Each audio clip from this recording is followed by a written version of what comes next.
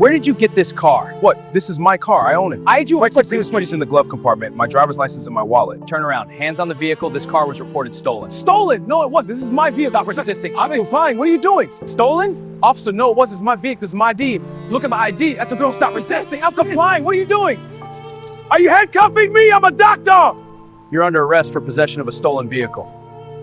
Look at my name tag. Look at my scrubs. I have blood on me because I just been saving a job victim's life. That's a nice story. It's not a story. It's my shift. Call the hospital. Call Northwestern Memorial. They will confirm I'm a surgeon. Keep talking and I'll add resisting arrest to your charges. Why won't you look at my ID? Just tell me why. Is this because I'm black? This has nothing to do with being black. Nothing to do with race? You haven't looked at my ID. Why? Tell me why. I'm just doing my job. Your job is to listen to how to someone's credentials? Or is your job to stop black people in nice cars and assume they're criminals? I spent years in medical school. I worked overnight shifts to afford this car. I earned everything I have. But you looked at me and all you saw was a black man who couldn't possibly belong here. That's it. That's all you saw. Say it. Say I'm being arrested because I'm black. Say it out loud so everyone can hear it. Matthews, what's going on here? Suspected stolen vehicle on him. He's wearing hospital scrubs with the name tag. Did you check his ID? You handcuffed and not check his ID? Check his wallet right now. Everything matches. It's his car. Take off the handcuffs. I asked you if this was because I'm black. You couldn't answer me. But your silence, that was the answer. I save lives. Every single day I save lives. And tonight you treated me like I wasn't human. You just profiled a Harvard-educated surgeon. A man who saves lives. Do you understand what you've done? You were just what? Doing your job? Your job isn't to racially profile people. February 22nd, 2024. Chicago, Illinois, 11:32 p.m. Dr. Marcus Thompson has just finished a 13-hour shift in the emergency room at Northwestern Memorial Hospital. He's exhausted, still wearing his surgical scrubs. There's dried blood on his collar from the gunshot victim he saved 2 hours ago. He walks to his car in the hospital parking garage, a black Mercedes E-Class that he bought 6 months ago after finally paying off his medical school loans. He's driving home 3 miles from the hospital when police lights flash behind him. In exactly 90 seconds, a police officer will pull him out of his own car, slam him against the hood, handcuff him in his bloody scrubs, and accuse him of being a car thief. Not a doctor, not a surgeon, not a man who just spent 13 hours saving lives. A criminal. This is the body cam footage that went viral, sparked a federal investigation, and exposed a pattern of racial profiling that had been happening for years. Because sometimes a medical degree, a surgeon's scrubs, and a hospital ID badge aren't enough. Now when the officer has already decided what you are. Dr. Marcus Thompson was 38 years old, Harvard Medical School graduate, board-certified emergency medicine physician and trauma surgeon. 7 years at Northwestern Memorial Hospital, one of Chicago's top trauma centers. He performed over 3,000 emergency surgeries, saved countless lives, published research papers on gunshot wound treatment protocols, mentored medical students, served on the hospital's ethics committee. He was living proof that hard work and dedication pay off. Born in the south side of Chicago to a single mother who worked 2 jobs to put him through college. Full academic scholarship to Northwestern University for undergrad. Top of his class at Harvard Med. Residency back in Chicago because he wanted to give back to his community. He made it. That black Mercedes E-Class, he'd saved for years to buy it. It represented every sacrifice, every all-nighter in medical school, every double shift in the ER. It was his, legally purchased, fully paid off, registration and insurance in his name. But on the night of February 22nd, 2024, none of that would matter. The shift had started at 10 a.m. that morning. Dr. Thompson walked into Northwestern Memorial's ER expecting a typical day. Chest pains, broken bones, maybe a few car accident victims. What he got was chaos. By noon, they treated a massive pileup from I-90. 6 critical patients. 2 needed emergency surgery immediately. Dr. Thompson spent 4 hours in the OR, repairing a ruptured spleen and stopping internal bleeding that would have killed the patient within the hour.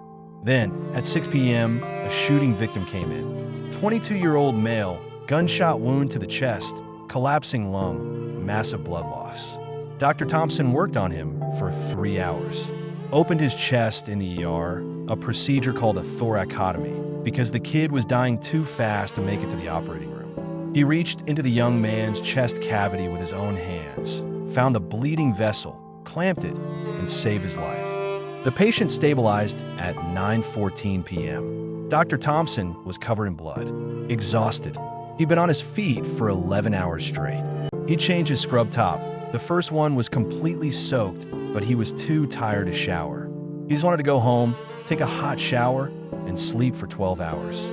He clocked out at 11:18 p.m., walked to the parking garage, got into his black Mercedes, started the engine. He pulled out of the hospital parking garage at 11:24 p.m. and headed south toward his apartment in Hyde Park. The streets were quiet, light traffic.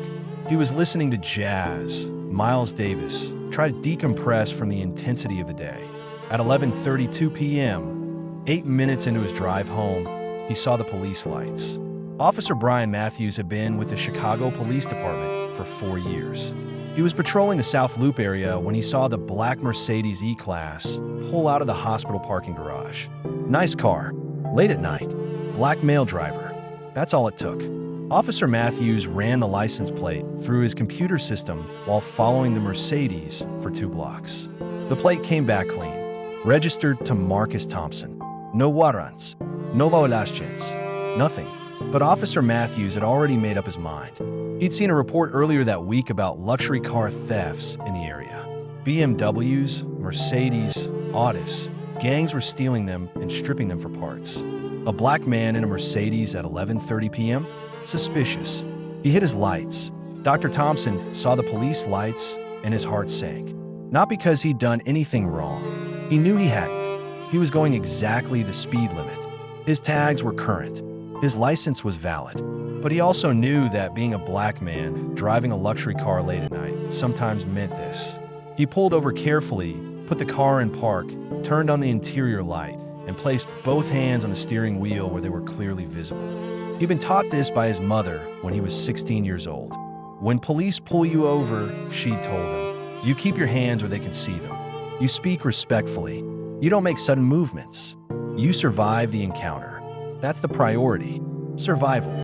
Officer Matthews approached the driver's side window with his flashlight. Dr. Thompson rolled down the window. Good evening, officer, Dr. Thompson said calmly. Is there a problem? Officer Matthews shined his flashlight directly into Dr. Thompson's face, then down at his scrubs. Bloodstained scrubs. Step out of the vehicle, Officer Matthews said. May I ask why I'm being stopped? Dr. Thompson kept his voice calm and respectful. I said step out of the vehicle. Now, Dr. Thompson could hear the edge in the officer's voice. He'd heard it before. The assumption, the suspicion. Officer, I'm a doctor at Northwestern Memorial Hospital. I just finished my shift. I'm heading home. Out of the car. Hands where I can see them. Dr. Thompson slowly opened the door and stepped out. He was still in his surgical scrubs, navy blue, with Northwestern Memorial Hospital embroidered on the chest and his name tag clearly visible. Dr. M. Thompson, MD, Emergency Medicine. Officer Matthews' hand moved to his service weapon. Turn around. Hands on the vehicle. Officer, there's been a misunderstanding. This is my car. I can show you my registration, my license. This vehicle was reported stolen. Dr. Thompson's blood went cold. What? No, it wasn't. This is MY car. I bought it 6 months ago. The registration is in the glove box. Turn around. Now, Dr. Thompson turned around and placed his hands on the hood of his Mercedes. Officer Matthews grabbed his wrists and yanked them behind his back. The handcuffs clicked shut. You're under arrest for possession of a stolen vehicle and suspicion of armed robbery. Armed robbery. Dr. Thompson's voice rose for the first time. I'm a surgeon. I just spent 13 hours saving lives. The blood on my scrubs is from a patient. Save it for the station, Officer Matthews said. A small crowd was gathering, people with phones out recording. Dr. Thompson was in handcuffs and bloody scrubs, being walked toward the patrol car. Officer, please, Dr. Thompson said. My hospital ID is in my pocket. My medical license. My car registration is in the glove box. Just look at them. This will take 30 seconds to clear up. Officer Matthews opened the back door of his patrol car. Get in. My wallet is in my right pocket. You can see my license. You can see that I own this car. I'll look at it at the station. I have surgery scheduled at 6 a.m. tomorrow morning. I have patients who need me. Should have thought about that before you stole a car. Dr. Thompson was placed in the back of the patrol car. Through the window, he could see his Mercedes that he'd worked for years to afford, being treated like evidence in a crime scene. Officer Matthews called for a tow truck. Officer Matthews to dispatch. I need a tow for a stolen vehicle, black Mercedes E-Class, corner of Michigan Avenue and 14th Street. Another police car arrived. Officer Jennifer Chun, a 15-year veteran. She walked up to Officer Matthews. "What V you got?" she asked. "Stolen vehicle. Suspects in custody." Officer Chun looked at the Mercedes, then at the man in the back of the patrol car in bloody hospital scrubs. "Did you run the plates?" she asked. "Yeah. Came back to some guy named Marcus Thompson. And that guy in your car, did you check his ID?" Officer Matthews hesitated. "Not yet. I'll do it at the station." Officer Chun frowned. "Brian, he's wearing hospital scrubs with a name tag. Did you verify if he's actually a doctor? He's got blood all over him. He's probably involved in something. Or he's a doctor who just finished a shift." Officer Chun walked over to the patrol car and knocked on the window. Dr. Thompson looked up. "Sir, what's your name?" she asked through the glass. "Dr. Marcus Thompson. I'm an emergency medicine physician at Northwestern Memorial Hospital. I just finished a 13-hour shift. This is my car. My registration is in the glove box. My hospital ID and driver's license are in my wallet in my right pocket." Officer Chun turned to Officer Matthews. "Did you check any of that?" "I was going to. Check it now, Brian." Officer Matthews reluctantly walked back to the patrol car, opened the door, and removed Dr. Thompson's wallet from his pocket. Inside, Illinois driver's license. Marcus Thompson, address in Hyde Park. Photo matched the man in custody. Northwestern Memorial Hospital ID badge. Dr. Marcus Thompson, MD, emergency medicine. Photo matched. American Medical Association membership card. Board certification card. Credit cards. Insurance cards. Everything matched. Officer Matthews walked to the Mercedes and opened the glove box. Registration, Marcus Thompson. Same address. Vehicle purchased August 2023. Fully paid. Insurance card, Marcus Thompson. Current coverage. Every single document confirmed the same thing. This was Dr. Marcus Thompson's car, legally owned, and a man in handcuffs was exactly who he said he was. Officer Chin walked over and looked at the documents.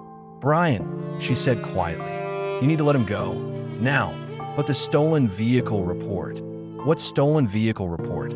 Did you get a call about this specific car being stolen?" Officer Matthews didn't answer. Because there was no report. There was no call. There was no stolen vehicle. There was just a black man in a nice car and an assumption. Dr. Thompson was released from the patrol car 22 minutes after being pulled over. 22 minutes in handcuffs. 22 minutes of humiliation. 22 minutes of being treated like a criminal in front of strangers with cameras. Officer Matthews removed the handcuffs without a word of apology. "You're free to go," was all he said. Dr. Thompson rubbed his wrists where the cuffs had been. His hands were shaking, not from fear, but from rage and humiliation he was barely containing. "That's it," Dr. Thompson said. "You're free to go. You handcuff me, accuse me of armed robbery, try to impound my car, and that's all you have to say?" Officer Matthews said nothing. Officer Chun stepped forward. "Dr. Thompson, I apologize for this incident. This should not have happened. I'm going to file a report." "A report," Dr. Thompson repeated. His voice was hollow. "I've been a doctor for 7 years.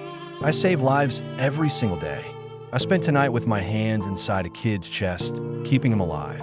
And I get arrested driving home because I don't look like I should own this car?" He looked directly at Officer Matthews. "You didn't check my ID. You didn't verify anything. You saw a black man in a Mercedes and decided I was a criminal. That's it, isn't it?" Officer Matthews still said nothing. Dr. Thompson got into his car, started the engine, and drove away. He made it 2 blocks before he had to pull over because his hand was shaking too badly to drive. He sat in his car that he'd earned, and tried not to cry from frustration and anger. He called his colleague, Dr. Jennifer Washington, another black physician at Northwestern. They pulled me over, he told her. Arrested me. Said I stole my own car. Oh, Marcus, she said softly. She didn't sound surprised, just sad. Where are you? 2 blocks from where it happened. I can't drive yet. I'm too angry. I'm coming to get you. Don't drive. I'll be there in 10 minutes. Dr. Jennifer Washington drove Dr. Thompson home that night. Another doctor from the hospital came and picked up Dr. Thompson's Mercedes from where he parked it because he couldn't bear to drive it anymore. Not that night. Dr. Thompson filed a formal complaint with the Chicago Police Department's Office of Professional Standards the next day. He also contacted a civil rights attorney. The body cam footage from both Officer Matthews and Officer Chun was reviewed. What it showed was damning. Officer Matthews had no legitimate reason to stop Dr. Thompson. The vehicle wasn't reported stolen. There was no traffic violation, no suspicious activity, just a black man in a luxury car. The body cam audio captured Officer Matthews muttering to himself before the stop. Let's see what this is about. Not, let me verify this vehicle. Just curiosity, suspicion, assumption. The investigation also revealed something worse. In the past 2 years, Officer Brian Matthews had made 31 traffic stops. 27 of them were black drivers. 18 of those 27 were driving luxury vehicles, BMW, Mercedes, Audi, Lexus. 15 of those 18 stops resulted in vehicle searches. 0 resulted in arrests or citations for legitimate violations. 0. He was pulling people over, searching their cars, finding nothing, and letting them go. Over and over and over. The pattern was undeniable.